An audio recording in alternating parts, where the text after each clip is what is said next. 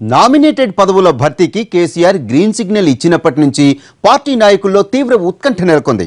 12 corporation పదవుల భర్తీకి అధినేత రెడీ అయ్యారు. కానీ ఆశావహుల జాబితా చేంతాడంతుంది.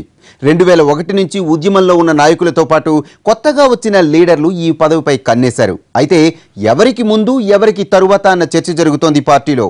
ఎవరికి ఏ పదవి వరించనుందోనని లెక్కలేస్తున్నారు నేతలు.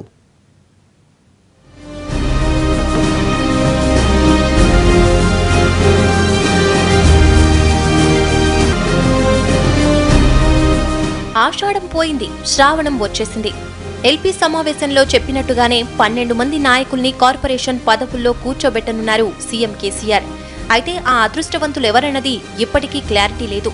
గ్రామజ్యోతి ప్రారంభ కార్యక్రమాల్లో బిజీగా ఉన్న అధినేత 1-2 రోజుల్లో పదవుల భర్తీపై కసరత్తు చేయనున్నారని సమాచారం. సీఎంకు సన్నిహితంగా ఉండే నాయకులు భిన్నాభిప్రాయాలు వ్యక్తం చేస్తున్నారు. 2-3 రోజుల్లో కాకపోయినా ఈ నెలాఖరు వరకు పదవుల పంపకం ఉండొచ్చన్న చర్చ జరుగుతోంది. ఇప్పటికే నియమించిన 2-3 కార్పొరేషన్లలో మార్పులు చేర్పులు ఉండే అవకాశాలు ఉన్నాయి.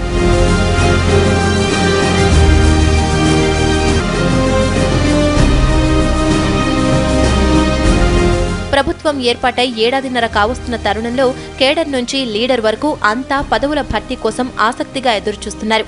అధినేత అనుకున్నవి 12 పదవులు, కానీ ఆశిస్తున్న వారి సంఖ్య 100కు పైనేనంటున్నారు.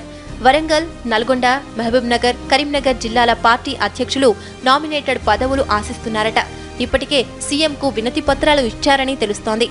ఇతర పార్టీల నుంచి వచ్చిన వారి కోసం ఎమ్మెల్యే సీటు వదులుకున్న నేతలు 25 మంది వరకు ఉన్నారు.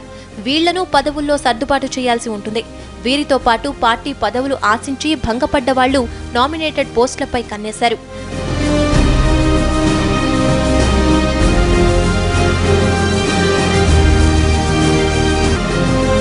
యువజన విభాగానికి చెందిన బొంతు రామ్మోహన్, రాకేష్లు పదవుల వేటలో ఉన్నారని సమాచారం.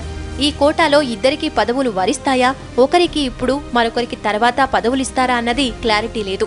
వరంగల్ లోక్సభ టికెట్పై ఆశలు పెట్టుకున్న ఎర్రోళ్ల శ్రీనివాస్, రంగారెడ్డి జిల్లా నుంచి హరీశ్వర్ రెడ్డి కూడా కార్పొరేషన్ పదవిపై గురిపెట్టారని తెలుస్తోంది.